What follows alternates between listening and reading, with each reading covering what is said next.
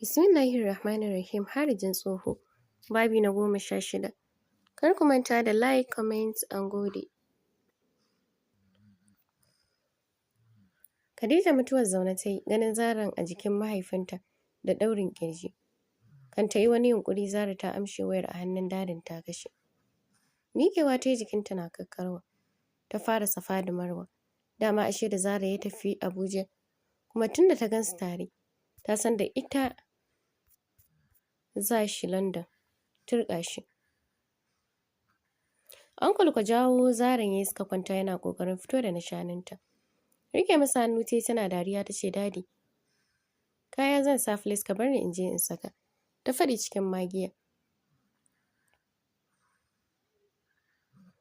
Kin san biki sa kayan ba kika zo da na shaninki gabana don ki tsokane ni. To ba zan kyale ki ba. Tunda dai kin san always saka ke zama. Cewar uncle ɗin yana cille da ɗan tawul ɗin. Daddy period fa nake please. Kar ka ji gwalgwala ni. Cewar Zara tana ɗora hannu akan nishaninta da nufin hana shi taɓawa. Kallon fuskar ta ya kama dariya ya ce, tunda baki so na sha miki naki to ni ina so ki sha mu. Shikenan sai in kyale ki. Cewar uncle yana lashe bakinsa. Dariya ta ce na yadda. Zan sha maka naka amma ni bana so. Da kanta ta cire masa ta bar shi da gajeren wando ta yi jikin shi. Ta fara sha tana limshe ido gami da sauke numfashi mai nauyi. Duk zaton Zahra idan ita ce take taɓa shin ita shawa ba za ta kama ta bane. Yasa ta saki jiki. Hannu dadi yasa ya fito da silindiyana ɗinsa. Tana harbin iska. Sosai Zara ta ji wani abu ya tsirga mata. Hannunta dadi ya kama ya ɗora akan silindiyana ɗin shi. Yana faɗin. Ɗan murzamu. A hankali ta fara yi masa abin da ya buƙata. Wanda bata sanya aka yi ba sai tsintar ta yi a bakinta tana sha masa. Yana ɗan gurnani da nishin zuƙar yaji. Yana ɗan gurnani da nishin zuƙar yaji. Da kanta ta nufi bakin dadi da na shanin nata. Ta sa masa a baki ya fara sha. Yana wasa da ɗaya tana masa kukan daɗi gami da shagwaba. Na shaninta ya haɗe da hannunta ya dinga zura mata silindiyana ɗinsa a tsakiyarsu har ya samu ya kawo. Duk abin ya zubo a ƙirjinta. Gefe ya koma ya rigingine yana mai da numfashi. Duk da haka hannunsa ɗaya yana kan na shaninta. Jikin shi ta shige tana wasa da nashi. Zara duk ranar da na dumfari ƙasanki wallahi sai kin yi haƙuri don ban san irin cin da zan miki ba. Ya faɗi yana kallon idanuwanta yana murmushi da ke nuna son da yake mata. Dadi, ai ni ji nake kamar zan raina ma. Tunda jifa ko 30 minutes baka yi ba. Akan na shanuna bare kuma can ɗin. Ai gani nake ba za ka wuce 10 minutes ba. Za ka faɗo. Ta faɗi tana dariya. Saboda shekaruna sun ja na tsufa. Yasa ke gani da tunanin haka ko? Cewar dadi yana wasa da girarta. Yana mishi kai tai tana dariya. Zara, biki san wa kika aura bane. Amma bakin rijiya ba gurin wasan yaro bane. In kina jin ƙi gudu to sa gudun ne bai zo ba. Amma ina so ki sani kuma ki shirya. Wallahi harijin tsoho kika aura. Wanda zan yi miki cin kaca wanda ba duk yaro ba. Ya faɗi yana jan hancinta. Aiko dariya ta sa tana faɗin haba dai. Har da wani cin kaca ake yi dadi? Ba iya cin kaca ba. Akwai cin nukiliya ma.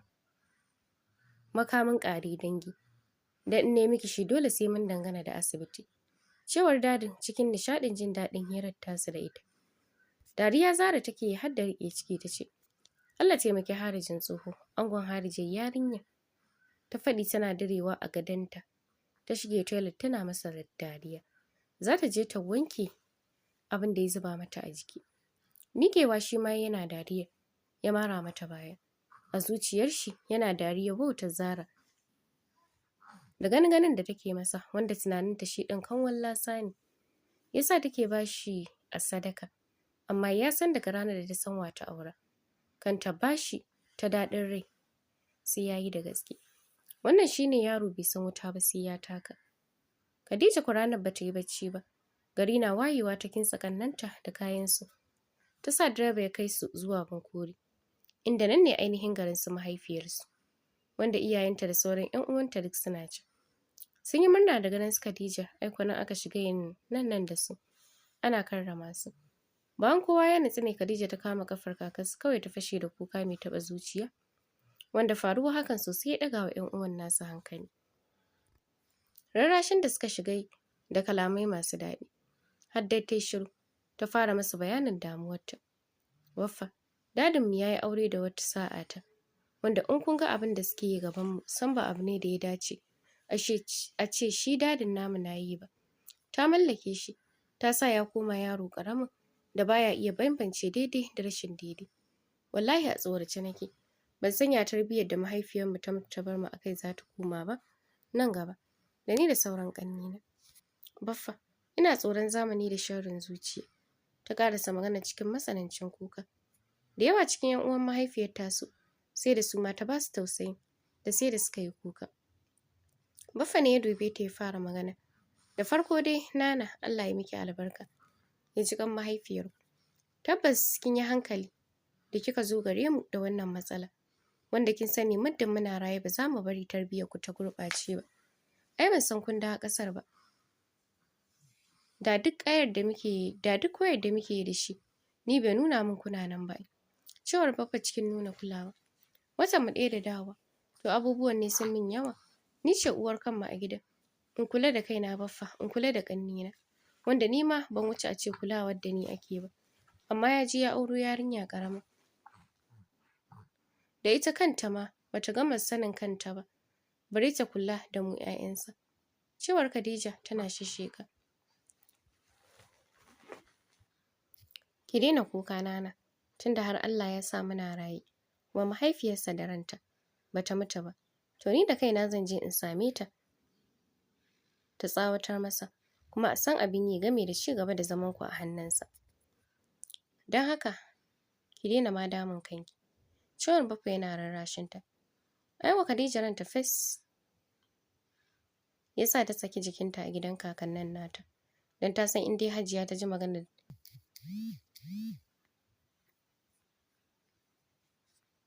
duk da ta tsufa, hakan ba zai hana bata saba wa dadin ba, tunda dai da ɗan ƙwarinta. Ɗakin ƙanwar mamansu wacce take zaman gida, mijinta ya rasu suka sauka, kuma tana son su Khadija, shi yasa ta ja su ɗakin nata. Nan fa suka shiga hirar rayuwa. Yadda Marwa ke ba Khadija labari ne yasa ta fahimci Marwa ba ƙaramar 'yar masifa ba ce, kuma ta san ta kan tuggu. Hakan ne yasa ta ji a ranta dama Marwa ta auri dadin nasu, kawai ta ci kutumar uban Zara, don ta san Zara ba za ta iya da Marwa ba. Anti Marwa, ni wallahi da ma ke kika auri dadinmu. Kin ga shikenan uwarmu ta dawo gidanmu, don ni na tsani matar babanmu wallahi. Cewar Khadija tana so ta ji me Marwa za ta ce. To ai shi dadin naku shine yake, amma Baffa tun rasuwar marigayiya na nuna masa ya aure ni, in kula da ku ɗin, yake amincewa. To kin ga Baffa ai ba zai takura masa ba. Cewar Marwa tana kallon Khadija. To amma yanzu in aka ce ki aure shi, za ki iya aurensa?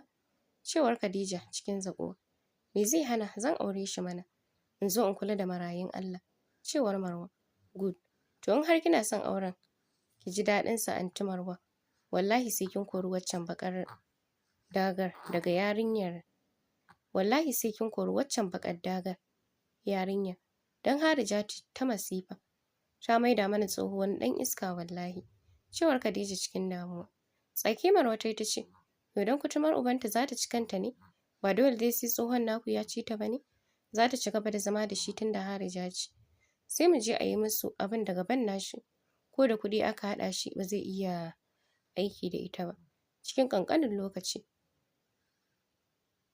Mu yin hakan anan ai ba wani aiki ba ne. Cewar Marwa. Da sauri Khadija ta riƙo hannunta ta ce, Anti Marwa, dama ana yi wa namiji haka, ya kasa kwanciya da mace? Cikin mintuna kaɗan ma kuwa buƙata ke biya. Cewar Marwa. Tabbas in kika yaka na san Zara ba za ta zauna da dadi ba. Da kanta za ta nemi saki, don dama don hakan take zaune da shi. Ni kuma sai na yi duk mai yiwuwa wajen ganin na yi abin da zai sa dole sai ya aure ki. Cewar Khadija. kwantar da hankalinki yata, bari gari ya waye tare za mu je da ke, sai dai fa kar ki bari baffa ko inna su gane mun yi wannan magana da ke, cewar Marwa.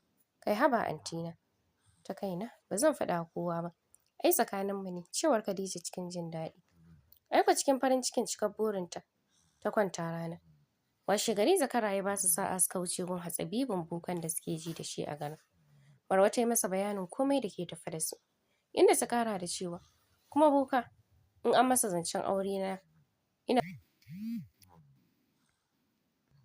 kuma boka ina son in an masa zancen aure na bakinsa ya masa nauyi ya kasa masawa. Ta fadi tana kallon Khadija wacce ta jinjina mata hannu alamun ta yi daidai. Aiko cikin ƙanƙanin lokaci ya musu komai ya basu, ta da basu tabbacin duk buƙatar su ta karɓu. Khadija ce ta biya kuɗin, aiko suka baro gurin boka, inda dama wani kwaɗo ya basu mai ɗauke da layoyi a jiki. Ya ce su kulle kwaɗon, in ba sa son ya kwanta da Zaran su sa kwaɗon a ruwan sanyi. To in dai suka yi hakan gaban dadi ba zai taɓa tashi ba. Ba ma iya shi ba, duk wanda za ta aura ma hakan ce za ta faru da shi. Aiko da ika Khadija ta ma fi Marwan mugunta. Suna cikin tafiya ta cilla kwaɗon cikin wata rijiya. Aiko a razane Marwa ta riƙe mata hannu. Sai dai ta riga da ta jefa. Haba Khadija, me yasa za ki jefa a rijiya? Ba ki ji saraɗinsa ba?